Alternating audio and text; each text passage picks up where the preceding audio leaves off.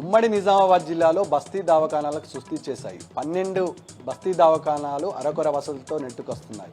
Seasonal వ్యాధులతో బాధపడుతున్న రోగులు బస్తీ దవాఖానకు ఎదురైతే తీవ్ర నిరాశనే ఎదురవుతున్నారు. డాక్టర్లుంటే మందులు ఉండడం లేదు, మందులుంటే డాక్టర్లు ఉండడం.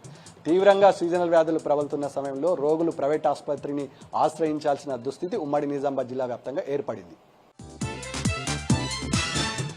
కామారెడ్డి జిల్లా కేంద్రంలోని జీవదాన్ హై స్కూల్లో పోలీసులు లాఠీచార్జీ చేశారు. యూకేజీ చదువుతున్న విద్యార్థి పట్ల అదే పాఠశాలలో పీఈటీగా కొనసాగుతున్న ఉపాధ్యాయుడు నాగరాజు విద్యార్థి పట్ల అసభ్యంగా ప్రవర్తించారని విద్యార్థి తల్లిదండ్రులతో పాటు స్టూడెంట్ ఫెడరేషన్ నాయకులు ఆందోళనకు దిగారు. దీంతో ఫర్నిచర్తో పాటు అద్దాలు ధ్వంసమయ్యాయి.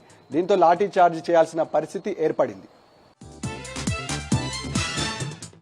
కామారెడ్డి జిల్లా కేంద్రంలోని జీవదాన్ హై స్కూల్ ఘటనపై స్పందించారు కామారెడ్డి ఎస్పీ సింధు శర్మ. ప్రజలు ఎవరు ఎలాంటి వదంతులు నమ్మొద్దని, నిందితుడు తమ కస్టడీలో ఉన్నాడని, అతనిపై పోక్సో చట్టం కింద కేసు నమోదు చేశామని, చట్ట ప్రకారం శిక్ష పడడానికి కృషి చేస్తామని అన్నారు ఎస్పీ సింధు శర్మ.